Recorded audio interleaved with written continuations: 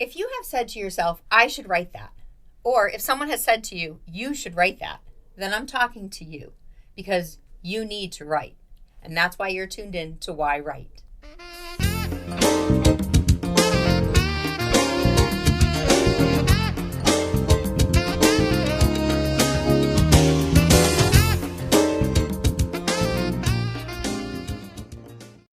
Hi, welcome to yWrite. I'm your host, Angela Grout. Thank you for joining us for another episode of yWrite, where we learn why writers are writing and what they're writing, and we're going to learn the how process so that you too can start writing whatever story you want to be writing.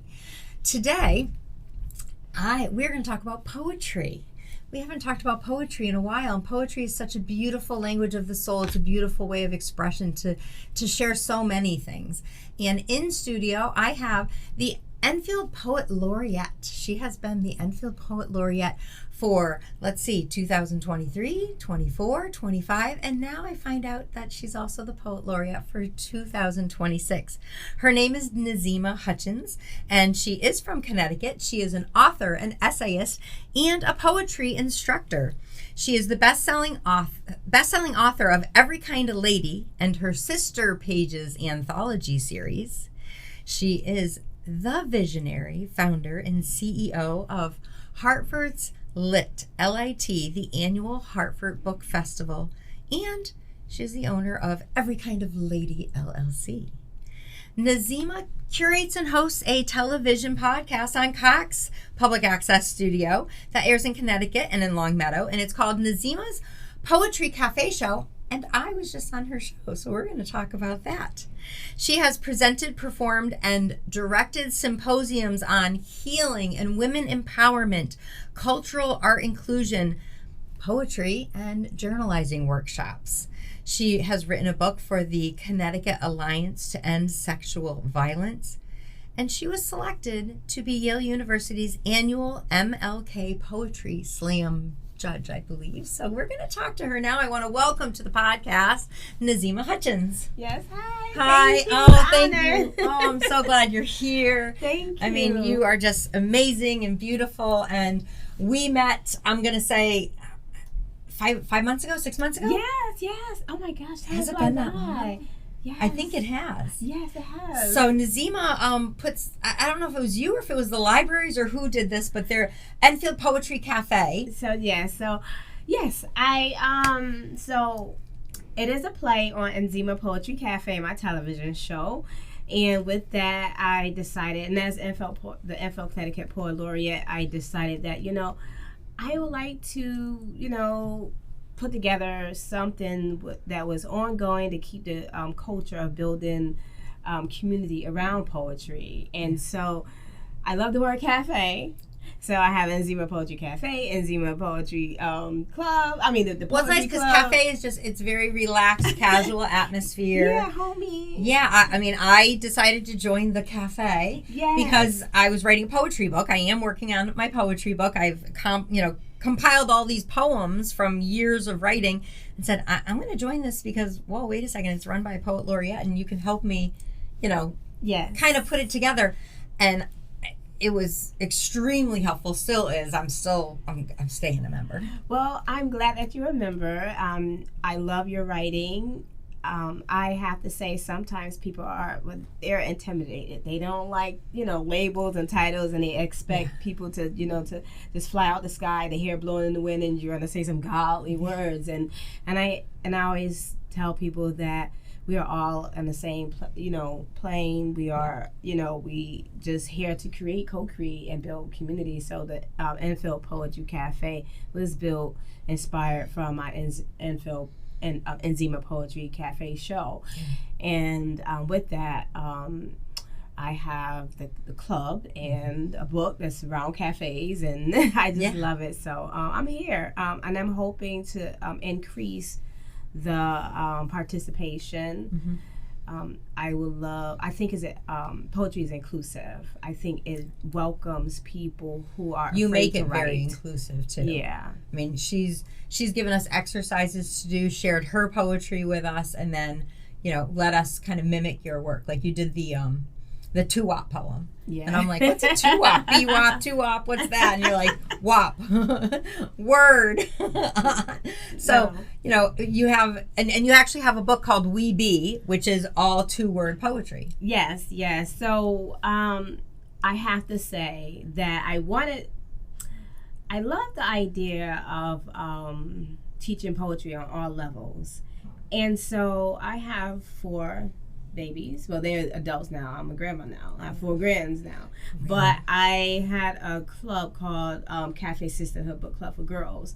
And I wanted to teach them how to write poetry. And two-word is not a form that I created. Two-word was out there, but I decided to do two-wops because they was afraid of just coming out and saying something positive about themselves. Yeah.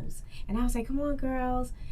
2 words that's positive about yourself, something that's descriptive and something that just where people see it, it's just poetic. Yeah.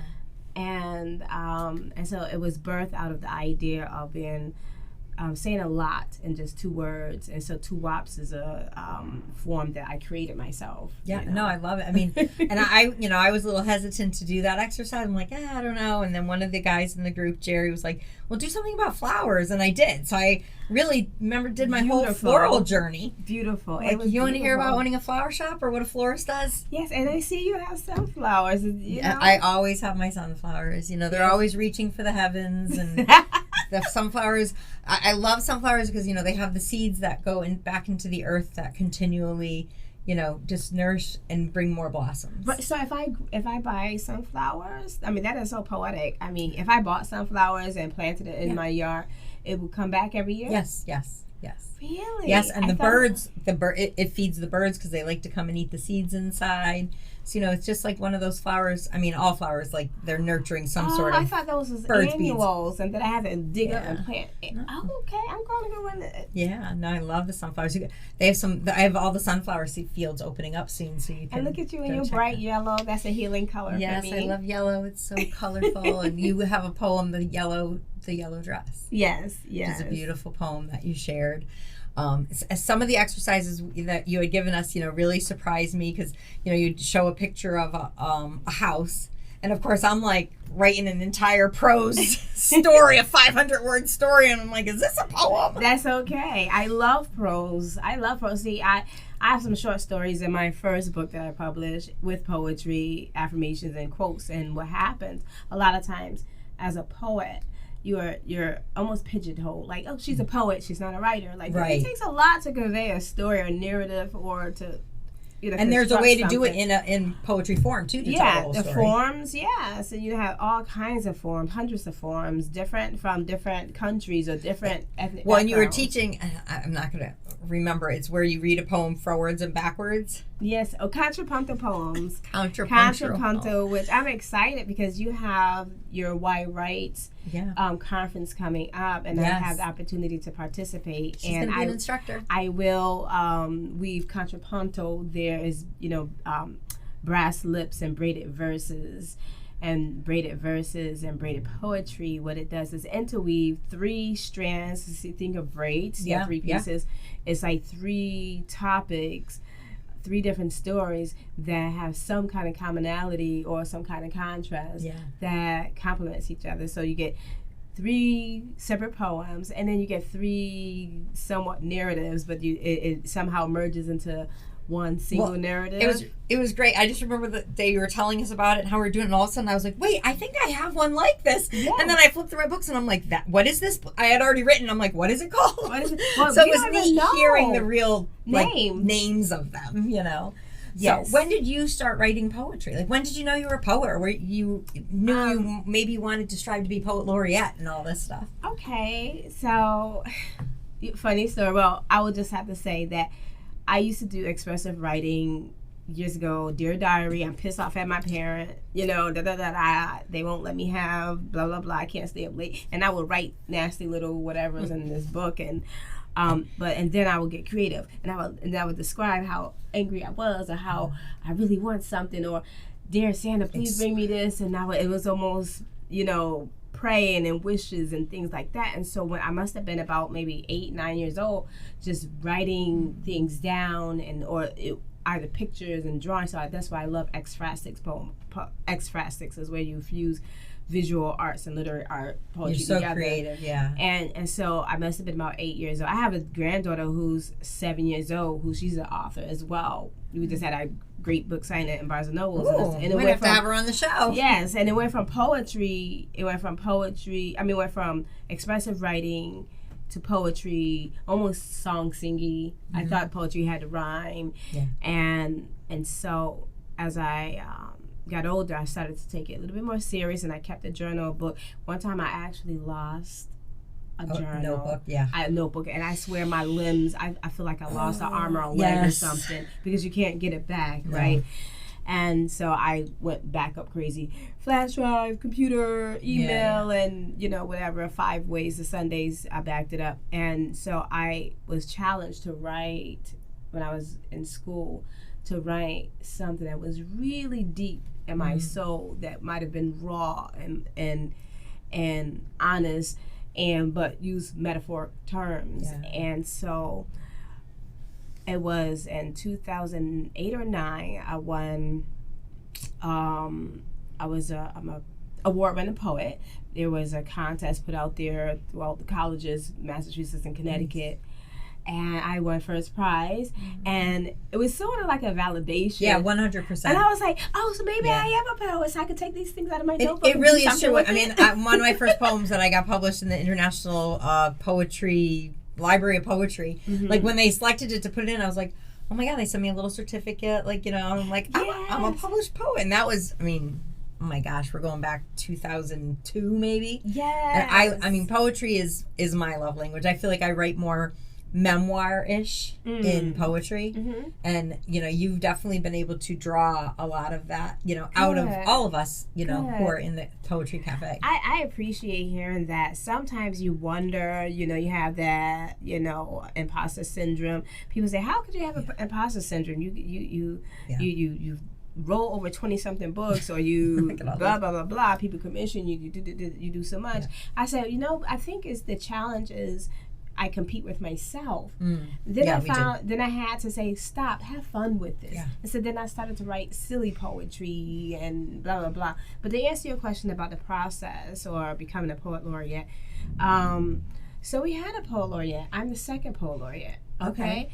However, but what's the process to become a poet laureate? So there was like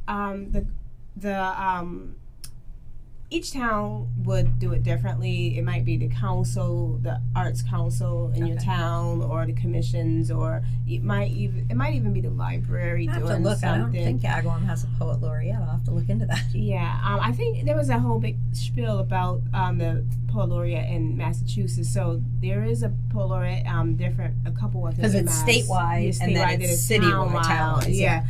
And not every town, unfortunately, have a poet laureate. I mean, it's important. I mean, if you notice at the inauguration of every president, there's a poet. Yes. Delivering some poetry, and then there's a singer. So I'm like that for my town. So it was an application process. You had to submit several pieces of your work. You had to show how published work, and how you build community around maybe poetry, or write a proposal. How would you build community around poetry, and your reasons, and also somewhat of a resume too. Now I'm not to say that every poet needs to be published, have their own book, but maybe they may have some published work in anthologies or somewhere. Poets and writers tend to, I don't know, I don't want to judge them all here, but tend to be introverts. You know what I mean? Like, we like to, write on the page. Not a lot are, they'll put their written word out. But as a poet laureate, you have to speak your word. Yeah. So you must have to show that you have, the personality to be able to deliver. Because listen, I have butterflies all the time, and I fake it till I make it. Yeah, we all do that. And I throw this big old smile, and I like, hey, my name is da-da-da. Hi, welcome to yWrite. Right, exactly. But there are butterflies. Like, will I? Because if you look at other artists, you know, like a singer or whatever. They have their music and, you know, all the theatrics behind them. And I'm sitting here with just my words, and I'm speaking in language that is, I'm using metaphors, and it's like, did people get what I said? Did they miss the mark? Like, I'm very comfortable if I was to read your work. Yeah. No problem.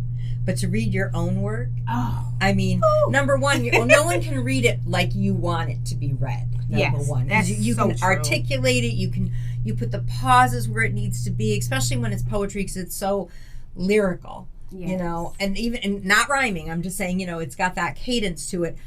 But when you're putting your words out there, there is that heartbeat. Like, are they gonna accept it? Do they resonate with it? Yes. You know, because you're really. I mean, for me, I see like poetry is just putting your soul on a platter. Well, it is. I bleed on pages. I make up stories. I have this T-shirt that says, I'm a writer. I make up SHIT. Like I make up stuff. You want to be a little bit more dramatic, and you want to be a little bit more colorful. Then sometimes you want it to be what it needs to be. If it's an elegy poem, so if you write in the elegy, you in that eulogy feel, you in that. Well, let me tell a story that's powerful, that's a little bit more somber and weighted, and it's talking. It might be a little bit more on the gloomy side. And a lot of poetry does. It provides healing because it expresses the grief.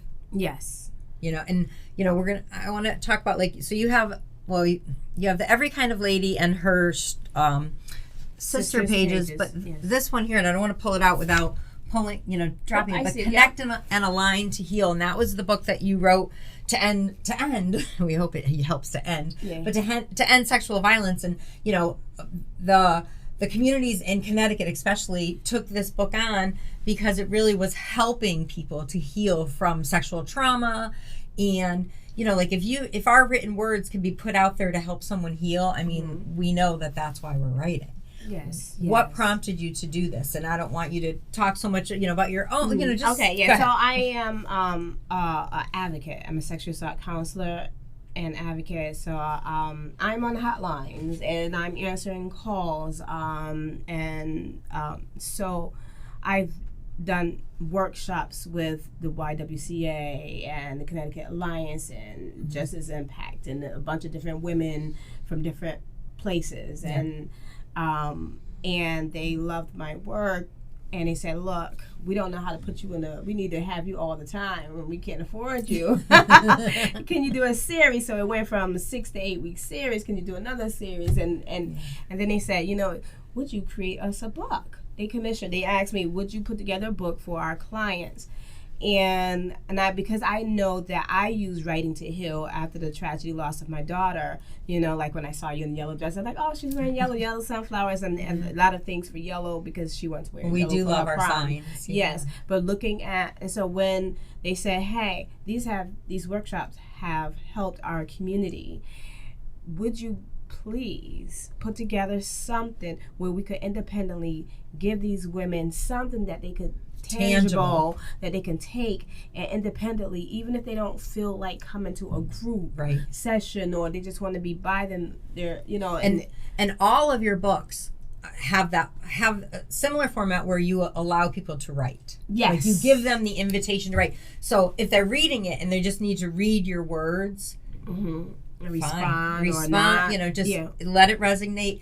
But then it also provides, whether it's an exercise or a journal, or just, you know, just you're always giving that invitation to say, express yourself. Like, you know, talk about maybe what this poetry means to you, or just share, you know, get it on the page. And you know what, oftentimes, even there's a space in that book that invites and welcome you to look at your resources and to gather them and put them in one area. Just even if that area is within yourself, but sometimes we feel like we're alone, and so that I felt really, that's one of my most, when you talk about advocacy and reaching out and networking with women, because I have the Every Kind of Lady company, which is a literary art wellness company. Yeah, your Every Kind of Lady company is Yeah. I mean, this woman is a guru of trying to help and heal people. I mean, you hold you do hold conferences and workshops and things, but you do I'm going to call it a woman's summer camp. Yes. Summer camp for women. Yes, let me tell you, we be hollering on the trees, you know, sage circle, bonfire, war paint, crying, you know, talking about we are she wolves and everything, but this is like an overnight retreat. Yes, retreat it is 3 nights, 4 days. 3 nights, 4 days. People calling it women's camp. It's a retreat. It's a retreat. It's a summer camp for women. Yes, it's a retreat. Well, you know, with one thing, we're not really roughing it. I am going to have a mini retreat starting tomorrow. Oh, nice. And it is a little bit more cabins. You're not in a tent. Yes, and we have Wi-Fi, and there's a jacuzzi. Yeah. And there's, you know, and we do paddle bowling. But what I do, I bring is a holistic wellness thing. 3 nights, 4 days. You bring in sound healers, people that does Reiki, or you know, Tibetan you know, you have the Tibetan bowls, you have a massage therapist, and then I'm doing the writing. So now you know, and then I have like a person that's an herbalist and making tea with the women. So now we are making tea or learning how so coming next year. Yes. I wish I could have went this year. Yes, and this, you know, women, they hang their hats, they hang their wig, whatever they need to do, and they relax and they let it all hang out. They show their flabby earned titties or whatever, sorry. But what happened is we get to a certain age and we hold language back, we hold our bodies back, we hold realities back, and what happens, we are editing all the time. Well, we're afraid that we don't have a safe space. Yes. We're always on guard, you know? Yes. So it's like, where's the safe space to not be judged, not be held accountable, I want to say. Yes. You know? Well, editing, safe space and brave space. And I love that you said safe space, because I pair that up with brave and space, because I get to write, I get to be me. So if it's someone who have been incarcerated, a woman that has been incarcerated, or a woman have been under in recovery, or someone who, like me, lost a child, or you have someone who just a creative that just love writing and they wrote 25 books and, you know, best-selling, whatever, is a great group of dozens of women who get opportunity to write poetry, to write other different genres, but also get to unwind, unplug, and if they have fake teeth, they could take them out and put it there in front of you, and you be like, wow, you laugh, and you just, but you sit with it, and you sit and I can unstuff my bra here. Yes, and just like, wow, I did not realize I was holding my breath. Yeah. We find out where am I bleeding from? How am I holding my breath? You don't realize you have a release or relief until you have that release or relief. You say, oh my gosh, I was holding my breath that whole time. I was not breathing. Well, sometimes I feel that way, and then after I've written a poem or a story, I'm like, like I can just breathe, because I didn't know I was holding this story or these words in. And it's like, just get it out, you know? Well, that's why I love that you are part of the Enfield Poetry Cafe, the poetry club, because it allows for, you know, mixed media, mixed genres, you know, because I don't only write poetry, but I see you have your books, and it allows, you know, you think, oh, let's birth this, and let's birth what? How many things can I, you know? My book, Dear Baby, Get Out. We have to get these words, get these babies out. Yes, being a midwife of words, and that's what people call me. Oh, she's a midwife. She's know how to pull stuff out of you. I'm crying. I'm like, yeah, but we got to figure out how to. Fire has no form, right? You open up, you unleash some things, and people. Yeah. Well, that's what, like, all my poetry almost was like this big fire going, and then you kind of contained it to be like, oh, this is called a two-wop poem, and this is called a contrapuntal poem, and all of a sudden I'm like, I have form to what I'm doing here. I have no idea, you know? And like, it was very cool. And I mean, you know, and I was trying to do it like, okay, here's my poem, and now here's an exercise for someone to try to write poetry. And then I'm looking at some of your books, and I'm like, oh my God, that's what she's done. Like, yes, free verse. Let me tell you, and nothing. I love free verse too. I love people that just spit it all out. You have this one, Poetry Cafe. I mean, you know, you came in and I picked this up and opened it, and I'm like, oh my God, this is amazing. She's got, you know, little clips that, you know, you put on Facebook, things like that. You know, and I'm reading them, and I'm like, this is just, it's just beautiful. You know, I mean, here you have. This is my daughter. This is my husband, and this is what I wrote. She was 17? She was 16 going 16. On 17, and this is basically a little tidbit that's a piece that holds dear to my heart, and it's just what it says. I mean, you have, this is poetry, this is what will save the world, our legacy and the hearts of Black girls. Mine is gone, but she is still every bit of my world. And it's, I feel that so much. And the idea that her father is hugging her, so that's an ekphrastic. So someone see that. Yeah. It's that the pictures. The embrace, like his cheek is smashed in from her head, and you know. So I love eksphrastics, and I wanted to convey like now this right here when you have family support, fathers and parents and mothers, or people who become, if not biological, but you know, and just that moment. Life is poetry. Death is poetry. Birth, having a baby is poetry. How you navigate is poetry. My youngest granddaughter, her name is Soul, Soul, and I said, wow, my son came up with that name, and I wrote a poem for her, but it just the name was so moving. You know, it's beautiful. It's something before, mid, after, and keep going with your physical presence. It's beautiful. You know, when you first came in, I picked this up, and I love this. It said, when someone selfishly tries to set fire in your space, gather yourself. Next, invite them over for tea and coffee and let them know what they are doing. And it can be read poetry always can be translated a few ways, but like I saw this like in a positive way of like, yes, you set fire in my space in a way that you're allowing me to express myself with this poetry. So yeah, I want to invite you over for tea and coffee, and I want to tell you how great it is that you're doing this for me. So that's why I've had you on this show. Why, right? So, you know, you have this new book, Belly Screams, Flowers and Holes. I was going to say, it definitely could be positive, it could be negative too. Yes. But you know, I'm going to invite you for tea because you unmoved me. You need to be addressed. We need some accountability. Let's have a conversation about that, because that's all we need to do. Yeah. I might have projected. It might have lacked clarity, and I wanted, but to gather yourself. No, but you've like set fire, like put, you know, like, and I mean it in a good way, like when you set a spark under someone. Yeah. You know, like that fire, that lit that little spark. But you know, you have all these books. Can you tell the audience where they can get these books? Your new book, all these books, how they can get a hold of you? So to get my books on Amazon. So this Belly Screams, Flowers and Holes is one of my last poetry book, and you can get this book on Amazon or BarnesandNobles.com, BN.com, or you could go to the Enfield Barnes and Nobles or other Barnes and Nobles that carry them on their shelves. Also, you can get them from Every Kind of Lady.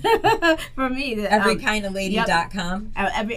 Every kind a lady at gmail.com, because my website is under construction, but you can follow Nzima, or you can follow Every Kind of Lady. It's kind of Kinda. Okay. So I'll put all the links here. Okay, yeah, you can do that. And I'll put the link to the episode that you had me on your show. Yes. Where you'll hear her two-wop poem, my two-wop poem. Yes. What was the other poem I did? I don't even remember right now. So it was so fun. You did a wonderful job, and I'm currently working on a jazz poetry anthology that you will be in. Nice. And that jazz anthology, I'm scatting. That jazz anthology is set to come out in a couple weeks, and so I'm excited about that. I have a lot of Poet Laureates throughout Connecticut, and I have a lot of folks in Massachusetts who participated as well. Actually, yes, New York, New Jersey, a lot of people have participated in jazz anthology, so I'm excited about that. Nice. A lot of that will be displayed at the Hartford Book Festival. I'm having a Hartford Book Festival. I'm the visionary and founder of Hartford's Lit, Hartford Literary and Integrated Trailblazers. And when is that? And it's September 27th. Okay. So the books, the poetry and jazz anthology will be there. It's Brass Lips. And how can people find out about that? Through yes, so your Facebook? Yes, we do have a website, so it's hartfordslit.com. So it's Hartford, SLIT.com. Okay. So Hartford's Lit. So I or just follow me. That would be the best page. I'm telling you, people don't go to websites now. They follow you on Instagram and everything. Which is great. Yeah, but I'm on Instagram at Hartford's Lit. I'm excited about that. We've been in existence for 7 years, and it started with me publishing my first book, Every Kind of Lady. Is a monologues and poetry book where where I express myself, and it's a monologue fashion, so it's read, and the monologue is going to be I'm working on the play, and so it is read. It is supposed to be read like a monologue, and I put together a two-word poem for you, and I'm excited. Yeah. So follow me, and thank you for inviting me to be on the show. Thank you for coming on the show. And again, there's going to be lots of links to click. So, you can definitely follow Nzima Hutchings and Nzima's Poetry Cafe. Yes. If you are a poet in the area and you're looking to join a group, she's got the Enfield Poetry Cafe, so definitely reach out to her. Yes. She'll let you know when the meetings are starting up in the fall, and it'll be wonderful. So thank you so much for coming on the show. I really appreciate everything about you. Thank everything. you. So thank you.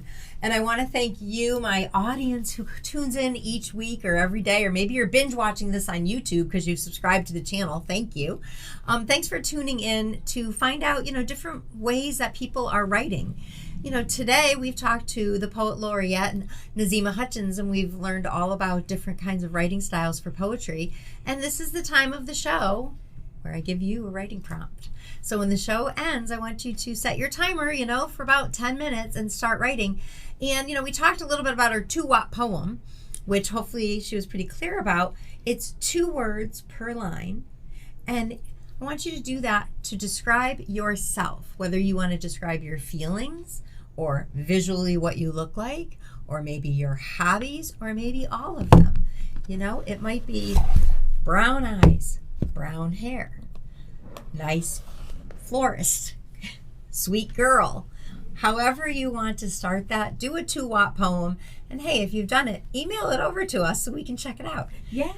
Email it to Nzima. Have a great day. Thank you again for tuning into yWrite and subscribing to the channel, and we will see you next time.